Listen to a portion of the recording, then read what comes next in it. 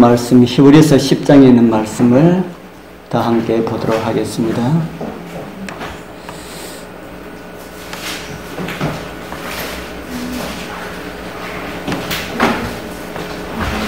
히브리서 10장 16절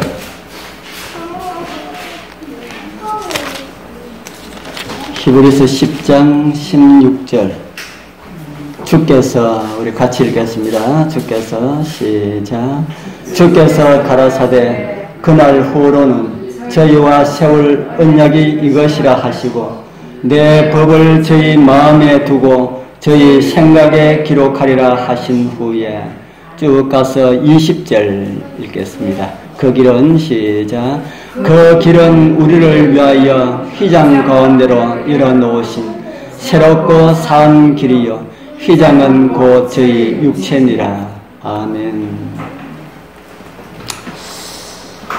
오늘 우리 휘장들에 대해서, 성서의 휘장들에 대해서 좀 같이 살펴보도록 하겠습니다.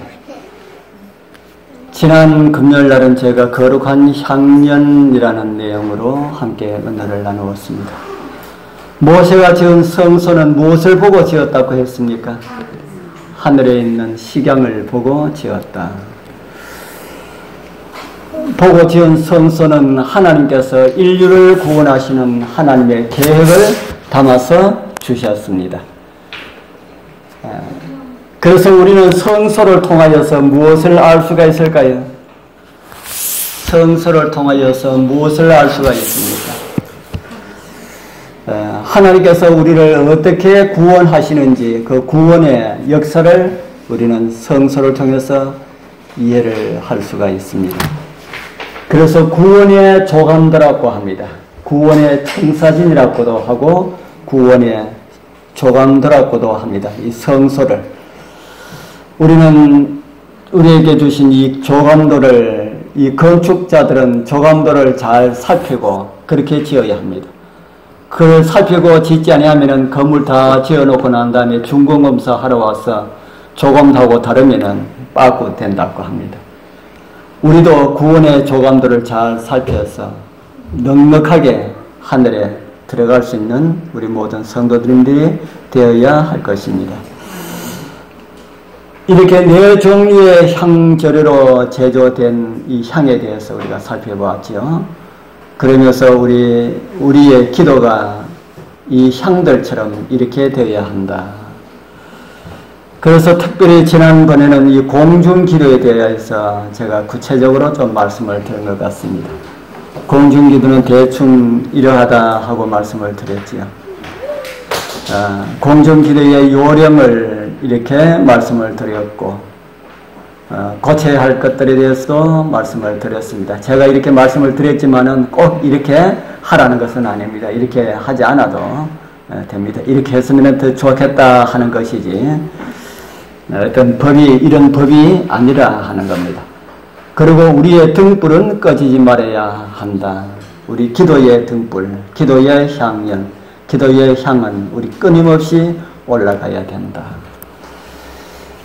오늘 이제 휘장들, 성소의 휘장이 몇 개가 있었습니까? 성소의 휘장이 몇 개가 있었습니까? 휘장이라고 하면은 조금 그런데 문이라고 해야 되겠지요? 문이 몇 개 있었습니까? 성소의 문, 성소의 문이 몇 개 있었지요? 성소의 문이 총 회막에 있는 문이 총 3개입니다. 제일 첫 번째 문은 바깥 세상에서 회막 안으로 들어오는 문이고, 두 번째는 성소 뜰에서, 성막 뜰에서 성소로 들어오는 문이고, 세 번째 문이 바로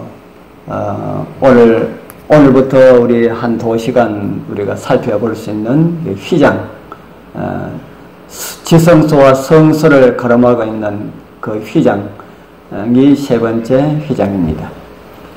이 휘장 넘으면은 이제 지성소라고 하는 곳에 들어가게 됩니다. 성소 뜰의 기본적인 세 부분이 무엇이 있었다 했지요? 성소 뜰의 세 부분. 성소뜰의 세 부분, 성소뜰의 기구가 몇 개 있습니까? 성소뜰의 기구가 몇 개 있습니까? 번제단과 물두멍, 두 개밖에 뿐이지요. 기구가 두 개밖에 뿐인데 제가 성소뜰의 세 부분이 무엇이냐 하고 물었습니다. 번제단이 있고 물두멍이 있고 또 성소뜰의 중요한 것 하나를 꼽으라면 무엇을 꼽을 수가 있을까요? 양 잡는 곳이라기보다 제물, 양일 수도 있고 염소일 수도 있고 소일 수도 있습니다. 이런 제물들. 제물이 없는 성소뜰은 생각할 수가 없습니다. 그래서 성소뜰에는 언제나 제물이 있었습니다. 제물이 있고 번제단이 있고 물두멍이 있었습니다. 제물은 어린 양으로 오신 예수 그리스도를 상징하였고 번제단은 그 어린 양을 드리는 그 십자가를 상징하였고 물두멍은 우리의 죄를 씻겨주시는 예수 그리스도를 상징한다고 우리 함께 나누었습니다.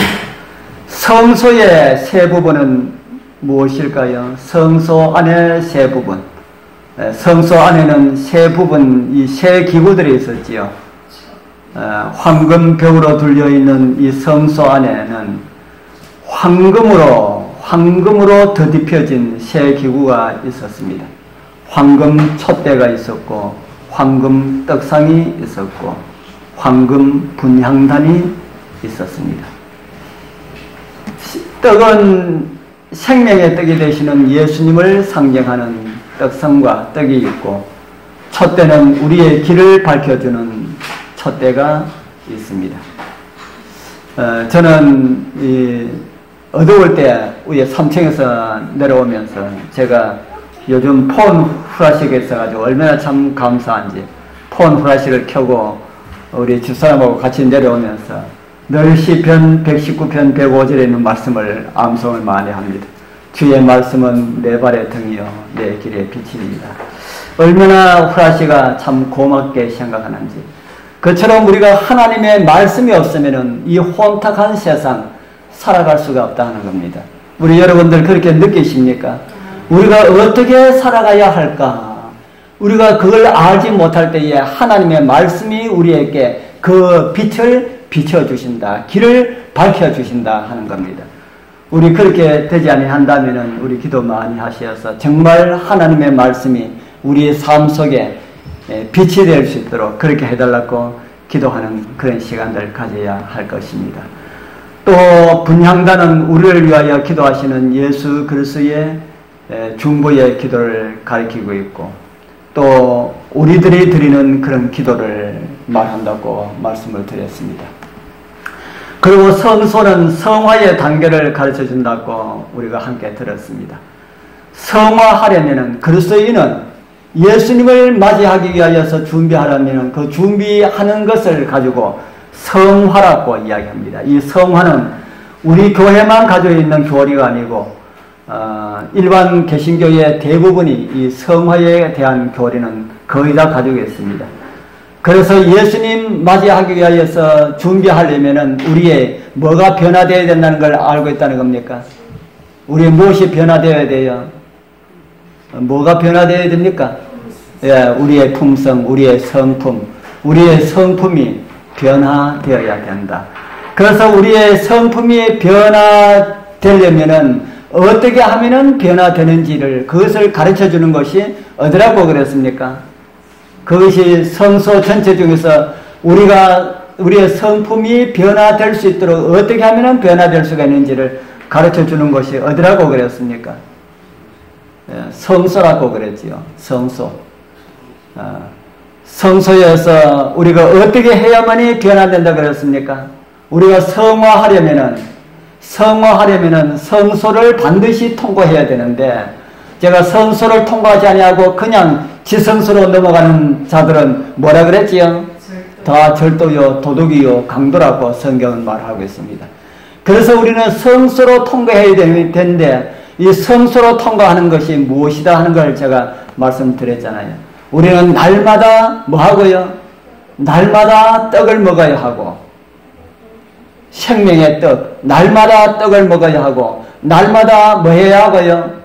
기도해야 하고 날마다 예수님처럼 우리가 살아가야 한다. 예수님의 빛을 비춰야 한다. 우리가 전도인데 우리가 생활 전도, 우리가 전도지 나눠주는 것도 좋지만 그렇게 못할 때에 우리의 생활로 우리 전도를 하자 하고 말씀을 드렸습니다. 성화를 하려면은 이러한 단계를 거치지 아니하고는 아무도 그냥 자연적으로 성화될 수가 없음을 성경은 우리에게 가르쳐주고 있습니다. 우리가 믿음으로 구원을 받아 성소에 들어가서 성소 안에 있는 그 모든 것을, 그 혜택을 누려야 한다는 겁니다. 그래서 성소는 하늘 가기 위하여서 준비하고 하늘 가는 백성들에게 하나님께서 우리를 위하여 준비해 놓은 그런 하늘의 보화들이다. 차려놓은 음식 먹고 예수님의 기도에 힘입어서 우리도 같이 기도드리고 예수님과 같이 우리가 하늘의 빛을 증거하면서 살아가는 그런 모습이 성화라고 그렇게 성서는 우리에게 가르쳐주고 있습니다. 그렇게 성화된 사람들이 어디로 들어갈 수가 있어요? 예, 성화된 사람들이 지성소에 들어가는 그런 경험을 할 수가 있습니다. 다른 말로 하면은 이 지성소에 들어간다라는 말을 다른 말로 하면은 어떤 말과 같은 말일까요? 지성소에 들어간다라는 말을 다른 말로 하면은 무슨 표현과 같은 말일까요? 예? 지성소에 들어간다. 다른 말로 하면은 아버지 보좌 앞에 간다 하는 말입니다. 그래서 지성소는 무엇을 가르쳐주고 있어요? 하나님의 보좌, 하나님의 보좌를 가르쳐주고 있다. 그러니 우리에게 이 성화는 필수 코스라고 성경은 우리에게 가르쳐주고 있습니다. 성소 뜰에서 믿음으로 구원받은 사람이라면은 침례를 통하여 구원을 확인한 성도라면은 이 세상에 어떤 사람이라 할지라도 성소를 통과하지 아니하고는 아버지께로 갈 자가 없음을 성서는 우리에게 가르쳐주고 있습니다. 이미 함께 나누었던 그런 말씀들이지요. 그 성소의 경험이 그런 것이다 하는 것입니다. 오늘 우리 사랑하는 우리 성도님들 생명의 떡을 드셨습니까? 하나님께서 먹으라고 차려놓은 생명의 떡을 드셨어요? 예. 우리 성소의 경험을 하는 그런 것이 성소에 차려놓은 생명의 떡을 먹고 예수님과 함께 교제하는 그런 것이라고 말씀을 하고 있습니다. 우리 참미가에 보면은 오늘 집을 나서기 전 뭐 했다고 그럽니까? 예, 오늘 집을 나서기 전 기도했나요? 오늘 기도 드렸습니까? 우리가 아침에 자고를 할 때 드리는 기도와 저녁에 자기 전에 드리는 기도, 밥 먹을 때 드리는 기도 말고, 그 밥 먹을 때 드리는 말고 우리가 기도 드리는 시간을 가져야 합니다. 제가 말씀을 드렸잖아요.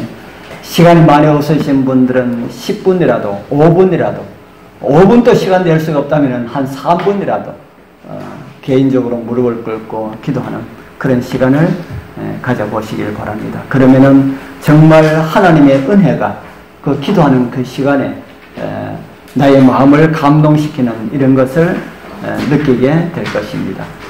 이런 생활, 우리가 생명의 떡을 먹고 기도하고 우리가 복음 전하고 하는 이것을 우리 포기하는 것은 뭐 포기하는 것과 같다고 할 수 있나 하면은 성소 들어가는 것을 포기하는 것과 같은 것입니다.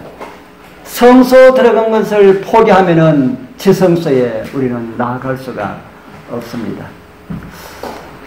많은 사람들은 나타난 그런 결과를 보고 판단하는데 하나님께서는 이 결과를 보시지 아니하고 우리가 어떠한 삶을 살아가는가 하는 것에 하나님께서는 관심을 가지고 지켜보고 계시다는 사실을 우리가 잊지 말아야 할 것입니다. 우리 아무리 전도해도 영혼의 열매도 없고 기도해도 또 성경 보아도 우리의 성품은 옛날과 같고 그래서 기도하는 것도 지치고 말씀 보는 것도 지치고 이런 생각 가지고 계신 분들이 있으리라 하는 생각이 듭니다. 아무리 신앙해도 내 품성은 뭐 만날 그 모양이고 그거는 섣불리 내가 나를 판단하는 것입니다. 아무도 다른 사람도 판단해서 안 되고 자기 자신도 판단해서 안 됩니다. 우리는 하나님 말씀대로 살아라 한 대로 살면 됩니다. 그렇게 살면은 하나님께서 우리의 성품을 변화시켜 주실 것이다. 그런데 그렇게 살지 아니하고 우리가 하나님께서 우리의 성품을 변화시켜 주실 것이라 하고 그렇게 믿으면은 안 된다 하는 것이죠.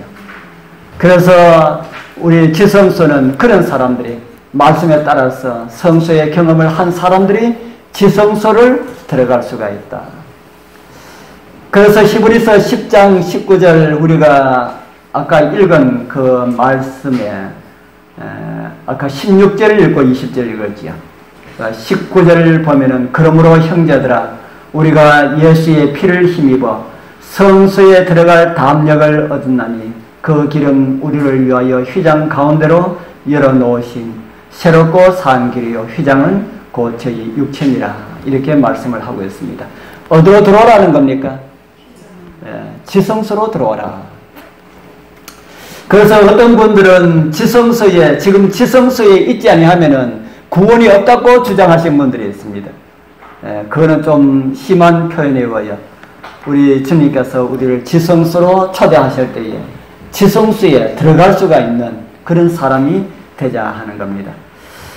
이곳에 말하는 이 성소는 분명히 둘째 칸의 성소이지요. 휘장을 지나서 들어가는 곳입니다. 그래서 성소를 세 등분으로 나누시는 분들이 뜰을 칭이라고 하고 성소를 성화라고 하고 지성소를 뭐라고 합니까? 지성소를 성소뜰을 칭의라고 하고 성소를 성화라고 하고 지성소를 영광화라고 합니다. 그래서 영화라고 하는 이름을 붙입니다. 영화는 언제 영화됩니까? 우리가 저와 여러분들이 언제 영화됩니까? 예수님 오시는 그날. 그래서 예수님 오시는 그날이 우리가 아버지 하나님의 보좌 앞으로 우리가 초대되는 그런 날이다 하는 겁니다. 이 지성소에 제사장이 몇 번 들어갔을까요? 1년에 몇 번 들어갔을까요? 이 지성소 안에 제사장들이 1년에 몇 번 들어갔을까요? 대제사장이 한 번 들어갔습니다. 제사장이 한 번 들어간 것이 아니고 대제사장이 한 번 들어갔습니다. 제사장은 지성소에 몇 번 들어갔을까요? 제사장은 지성소 구경도 못합니다. 거들 때 외에는 제사장은 구경을 못합니다. 우리가 대속죄라고 하는 말을 많이 사용하지요. 대속죄일 사용하는 거 들었습니까? 들어보셨습니까? 안 들어보셨습니까? 대속죄일 이야기하는 거 들어보셨어요? 안 들어보셨어요? 들어보셨어요? 대속죄일 성경에 나올까요? 안 나올까요? 누가 나와요? 대속죄일이 성경에 없습니다. 대속죄라고 하는 말은 성경에 없다 하는 겁니다. 그렇기 때문에 우리끼리 있을 때는 대속죄이라고 하는 용어를 써도 되지만은 다른 사람들하고 이야기할 때는 대속죄라는 말을 사용하지 말자. 왜요? 그 용어가 성경에 없기 때문에. 그러면은 그 사람들이 대속죄라는 말이 성경에 있습니까? 하면은 우리가 하도 많이 사용했기 때문에 어떤 느낌을 가져요? 그 내용은 분명히 성경에 있다 하는 내용을 가져가지고 그것이 성경에 있습니까? 하면은 우리 이야기한 것처럼 있다고 대답할 수 있다는 겁니다. 성경에 대속죄라고 하는 말은 없습니다. 이제 속죄라고 하는 말이 성경에 있는데 그것을 가지고 우리가 대속죄라 그렇게 말을 하고 있습니다. 우리는 예수께서 승천하시고 바로 성소 봉사를 시작하셨다고 그렇게 알고 믿고 있습니다. 그러면은 지성소 봉사는 언제 시작하셨을까요? 예수님께서 승천하시자마자 바로 성소 봉사에 들어가셨습니다. 그러면은 지성소 봉사는 언제 하셨을까요? 우리 그래서 일반 다른 개신교회하고 우리 교회하고 차이점이 일반 다른 사람들은 예수님께서 승천하시자마자 지성소에 들어가셨다 그렇게 말합니다. 왜냐하면 휘장을 예수님께서 갈랐는데 뭐 성소 지성소 따였느냐. 예수님께서 바로 지성소에 들어갔다. 그렇게 말하는데 저희들 교회에서는 1844년에 예수님께서 지성소로 들어가셨다고 우리는 다니엘서를 통해서 그렇게 이해를 하고 있습니다. 오늘은 이 성소와 지성소를 가로막았던 그 휘장들에 대해서 조금 살펴보려 합니다. 성소의 휘장은 몇 개가 있었다고 아까 했습니까? 몇 개 있었다 했지요? 네. 3개 있었죠. 진영에서 성소뜰로 들어오는 문이 있고 성소뜰에서 성소로 들어가는 문이 있고 성소와 지성소를 가로막은 커튼이 있습니다. 자, 휘장의 재료는 어떤 것이었다고 합니까? 휘장의 재료. 우리가 성경을 읽으면서 우리가 많이 읽었던 내용이죠. 휘장 재료는 어떤 것이라고 그랬어요? 청색, 자색, 홍색, 뭐와요? 예, 청색, 자색, 홍색, 실과 실이라고 하는 것을 기억하고 있어야 합니다. 이 실은 양털에다가 염색을 한 것을 실로 꼰 것을 가지고 실이라고 합니다. 그리고 가늘게 꼰 배실 따로 하지요. 청색, 자색, 홍색 실하고 또 다르게 가늘게 꼰 배실 또 따로 하지요. 가늘게 꼰 배실 이거는 세마포를 가리킵니다. 세마포. 오늘 우리말로 하면은 삼배하고는 조금 다르지만은 우리가 이해하기 쉽도록은 삼배하고 비슷한 겁니다. 세마포가 삼배하고 비슷한 건데 뭐 삼배하고 똑같다고는 볼 수가 없는데 그 삼배 배실입니다. 가늘게 꼰 배실. 이 양의 털은 어린 양의 가죽, 어린 양의 옷을 상징하는 예수 그리스도를 믿는 믿음으로 얻는 그런 의를 가리키고 있고요. 가늘게 꼰 세마포는 무엇을 상징할까요? 가늘게 꼰 세마포는 무엇을 상징할까? 우리 실물교원에 보면은 이런 말씀이 있습니다. 성경에는 이 세마포는 무엇이라고 해요? 성도들의 옳은 행실. 이 세마포는 그리스도의 의 곧 믿음으로 예수를 개인의 구주로 받아들이는 모든 사람들에게 주시는 흠이 없는 무엇을 가리킨다고요? 흠이 없는 그리스도의 품성을 가리킨다. 그래서 우리는 무엇을 입고 하늘에 간다 그랬습니까? 이 옷 입고 간다고 하지 않습니까? 그 이 옷이 어떤 옷입니까? 세마포 옷입니다. 세마포 무엇이라 그랬습니까? 예수 그리스도의 흠 없는 무엇이라 그랬어요? 흠 없는 예수 그리스도의 품성. 우리 여러분들의 품성으로 하늘 가는 것이 아니고 누구의 품성으로 하늘 간다고요? 예수 그리스도의 품성으로 하늘에 간다. 아까는 성화는 성소를 지나면서 성화되어야 한다고 그랬는데 예수님과 함께 성소를 통행하면 된다 하는 겁니다. 우리 정말 하늘에서 흰옷을 흰옷이 있겠습니까? 구원받은 사람들이 하늘에 가서 하늘 유리바닥가에 서 있는 사람들 보면은 못 입고 있다고 그럽니까? 흰옷 입고 있다고 하지 않습니까?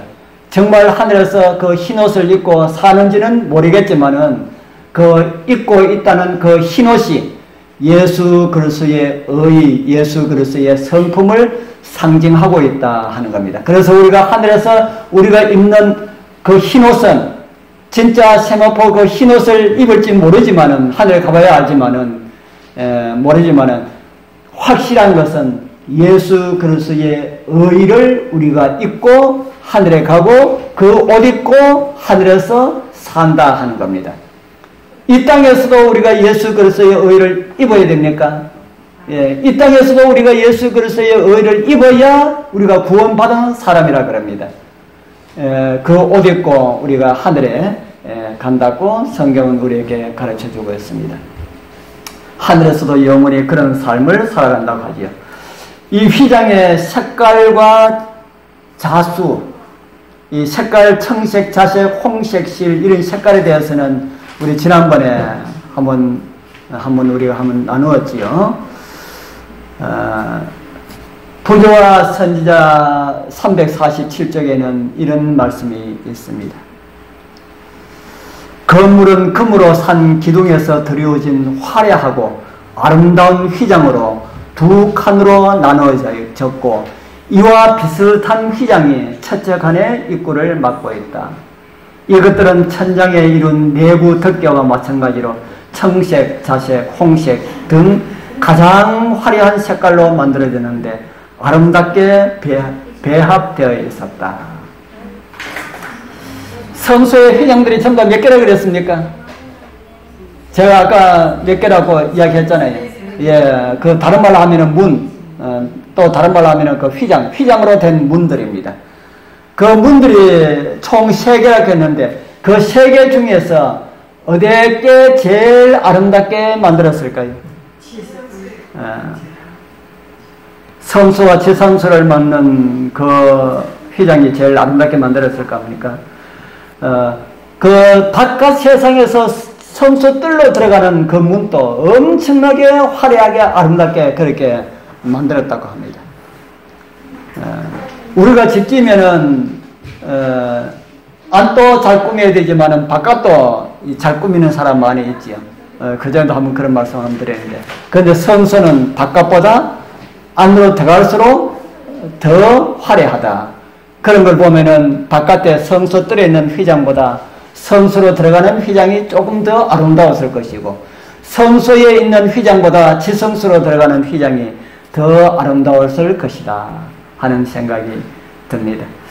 그런데 다 청색, 자색, 홍색 실로 이렇게 만들어졌는데 다 비슷할 건데 무엇이 더 아름답고 그런 것이 있을까? 그런데 성소에서 지성소로 들어가는 데는 색깔이 하나 더 첨가되었습니다. 무슨 색깔이 첨가되었을까요? 제가 여기 어디 적어놓은 제가 여기 적어놓지를 않았네요. 무슨 색깔이 첨가되었어요? 예, 성경에 보면은 금실과 은실을 첨가했습니다. 금실과 은실을 섞어서 그룹을 수놓았습니다. 금색 실과 은색 실을 가지고 그룹을 수놓아 가지고 그 성소 휘장에 그렇게 했다. 그래서 가장 아름다운 것이 많은 사람들이 볼 수 있는 곳에 있지 아니하고 이 성소 안에 있었다. 이 생각나는 말씀이 베드로전서 3장 4절에 있는 말씀을 적어놨습니다. 같이 한번 읽어볼까요? 오직 시작. 오직 마음에 숨은 사랑을 온유하고 안정한 심령에 섞지 아니할 것으로 하라. 이는 하나님 앞에 값진 것이니라. 부드러운 사랑, 하나님께 드려질 그런 사랑. 그런 사람은 바깥에 나타나 있는 그런 것보다 속에 있는 것이라 그렇게 말을 하고 있습니다. 성소 안에 지성소에 가로막는 그 휘장이 가장 아름다운 것처럼 오늘 우리 저와 여러분들의 심령이 그렇게 아름답기를 하나님께서 바라신다 하는 겁니다. 우리 모두 성소가 가르쳐주는 그런 사랑으로 살아갔으면 좋겠습니다. 이 성소의 휘장들의 이 의미를 좀 생각해 보도록 하겠습니다. 첫 번째 휘장 안으로 들어갈 수 있는 사람들은 누가 들어갔을까요? 첫 번째 휘장 안으로 들어갈 수 있는 사람들, 대제사장이 들어갔을 것이고, 그 다음에 제사장이 들어갔을 것이고, 레위 지파 사람이 들어갔습니다. 그리고 또 누가 들어갔을까요? 또 들어갈 수 있는 사람이 있었는데, 대제사장이 들어갔고, 제사장이 들어갔고, 레위 지파 사람이 들어갔고, 바깥 세상에서 성막 안으로 들어갈 수 있는 사람들, 이 세 부류의 사람이 들어가고 또 한 부류가 있습니다. 누가 들어갔을까요? 누굽니까?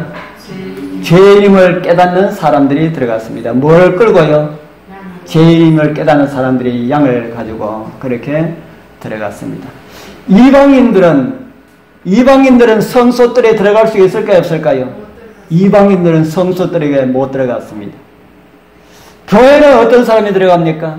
교회는 이방 사람이 들어갑니까? 죄인임을 깨달은 사람들이 들어갑니까? 어떤 사람이 들어갑니까? 뭐 처음에는 아무나 다 들어올 수가 있지요. 처음에는 아무나 다 들어올 수가 있지만은 남는 사람들은 어떤 사람이 남습니까? 자기가 죄가 있다는 것을 깨닫고 나는 죄인이라고 하는 사람들, 그걸 깨닫는 사람들이 교회에 남아 있습니다. 그렇지 아니하는 사람들은 교회에 남아 있지 못하지요. 나는 죄인 아니다 생각하는 사람들은 교회 오면은 늘 회개하라, 너는 죄인이다, 죄인이다 하는데 기분 나빠서도 교회에 붙어 있지를 못합니다. 그런데 성소는 또 이런 모습을 우리에게 가르쳐주고 있습니다. 요한계시록 11장 2절 같이 한번 읽어보겠습니다. 성전 시작. 성전 밭 마당은 청량하지 말고 그냥 두라. 이것을 이방인에게 주었은즉 저희가 거룩한 성을 42달 동안 짓밟으리라. 제가 오늘 참 중요한 말씀을 제가 드립니다. 이방인에게 42달 짓밟히게 되는 일이 있을 것이라고 예언하셨습니다. 어떤 면으로는 참 두려운 말씀인데 어떤 면으로는 참 기쁜 소식입니다. 성소뜰은 무엇하는 곳일까요? 성소뜰은 무엇하는 곳입니까? 예, 죄인임을 고백하고 예수 그리스도를 향한 믿음을 고백하고 그것을 행동으로 나타나는 곳이 어디입니까? 성소뜰입니다. 그런 곳에 그런 목적을 가지지 아니한 이방인들이 들어오면은 성소가 어떻게 된다는 겁니까?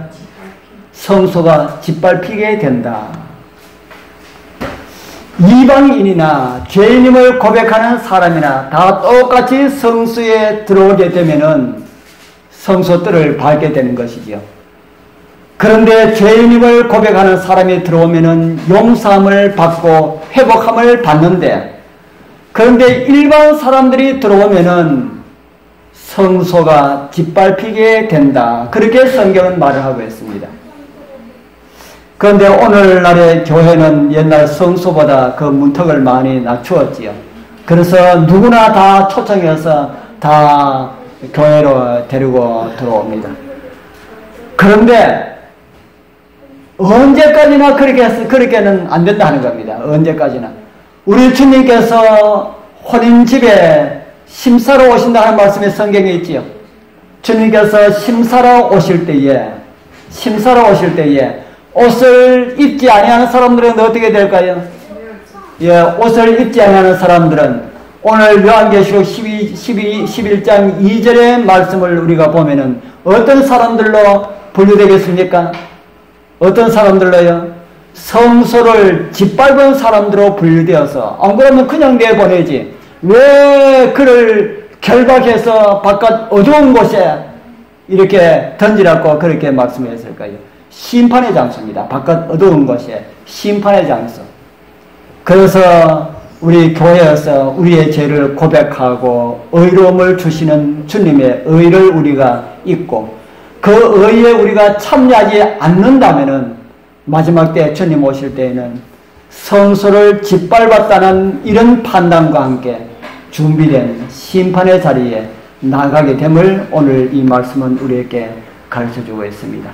그것이 성소의 첫 번째 문과 휘장과 관련된 내용이다 하는 겁니다. 두 번째 휘장 안에 들어갈 수 있는 사람은 어떤 사람이 들어갈까요? 두 번째 휘장 안에 들어갈 수 있는 사람은 대제사장이 들어갈 수가 있습니다. 그리고 제사장이 들어갈 수가 있습니다. 그리고 레위지파 사람들도 들어갈까요? 성소 안에는 이 두 그룹만 들어갑니다. 누가 들어간다고요? 대제사장이 들어가고 제사장이 들어갑니다. 레위 사람도 들어갈 수가 없기 때문에 일반 사람들은 들어갈 수가 있을까요? 일반 사람들은 더 들어갈 수가 없습니다. 성소에 들어가다 죽었다 하는 이런 기록은 없기 때문에 일반 사람이 들어가게 되면 어떤 일을 당하게 될지는 모르겠습니다. 그런데 성소뜰에서 어렵다함을 받은 사람들은 간접적으로 들어갈 수가 있습니다. 성소뜰에 들어가서 죄를 깨달은 사람이 들어가서 양의 피를 통하여서 어렵다함을 받은 사람들은 간접적으로 성소 안에 들어갈 수 있다 이 말입니다. 어떻게 간접적으로 성소 안에 들어갈 수 있을까요? 어떻게 간접적으로 성소 안에 들어갈 수 있을까? 뭐 간접적으로 들어가는 것은 무엇일까? 내 직접적으로는 들어가지 아니할지라도 상징적인 의미로 내가 안에 들어간다 하는 겁니다. 그것이 무엇일까요? 양을 잡을 때에, 번제에 들을 때에 양의 무엇을 뺍니까? 양의 피를 뺍니다. 양의 피를 뽑아가지고, 양의 피를 가지고 제사장이 어떻게 합니까? 양의 피를 가지고 제사장이 성소에 들어가서 그 휘장 앞에다가 이렇게 뿌리는 그 일을 합니다. 그 피는 누구를 상징합니까? 그 피, 그 피는 누구를 상징해요? 1차적으로는 그 번제단의 제물을 가져온 그 죄인을 상징합니다. 죄인을 상징해요. 그래서 그 피는 죄인의 죄를 상징하고 죄인의 죄인 그 사람의 자체를 상징하고 있습니다. 그래서 피가 들어간다는 것은 내가 그 제물을 가지고 갔으면은 양의 피를 가지고 그랬으면은 제사장의 양의 피를 가지고 성소 안에 들어가면은 나는 들어가지 않지만은 내가 간접적으로 성소 안에 들어감을 우리에게 가르쳐 주고 있습니다. 그런데 오늘날 그리스도인들은 성경에서 다 누구라고 이야기합니까? 오늘날 그리스도인들은 성경에서 다 누구라 그래요? 베드로전서 2장 9절에 보면은 오직 너희는 택하신 족속이요 왕같은 뭐라고요? 제사장이라도 일반 제사장이 아닌 누구 같은 제사장이요? 왕같은 제사장이다. 그렇기 때문에 우리는 성소에 들어갈 수가 있다 없답니까? 우리는 성소에 들어갈 수가 있다. 성소에 들어가게 하신 하나님의 은혜에 감사하게 되길 바랍니다. 그리고 그 성소에 들어감을 자랑하라고 합니다. 베드로전서 2장 9절에는 이 말씀이 나중에 아름다운 덕을 선전하려 하는 이 말씀이 우리가 성소를 경험하고 성소가 너무 좋기 때문에 그것을 이웃들에게 자랑하라라는 말입니다.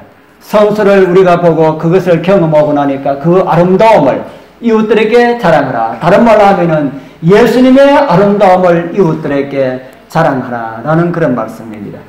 하나님의 엄청난 위엄을 본 사람들은 그들의 모습이 그리고 그들의 삶의 모습이 달라졌음을 성경은 우리에게 가르쳐주고 있습니다. 우리 모두 성소에 들어갈 수 있는 은혜를 주신 하나님께 감사하면서 성소가 제공하는 그런 은혜를 누리면서 성소의 기쁨과 성소의 감격을 만나는 사람들에게 다 전함으로 인하여서 그들을 성소로 초대할 수 있는 우리 모두가 되었으면 좋겠습니다. 이제 세 번째 문은 제가 다음에 하도록 하겠습니다. 우리 두 번째 문까지 왔습니다. 세 번째 문은 누가 들어갈 수가 있을까요? 세 번째 문은 누가 들어갈 수가 있을까요? 대제사장만이 1년에 그것도 몇 번 들어간다고요? 1년에 한 번 들어갑니다. 과연 어떤 일이 벌어지는지 다음에 우리 함께 나누도록 하겠습니다.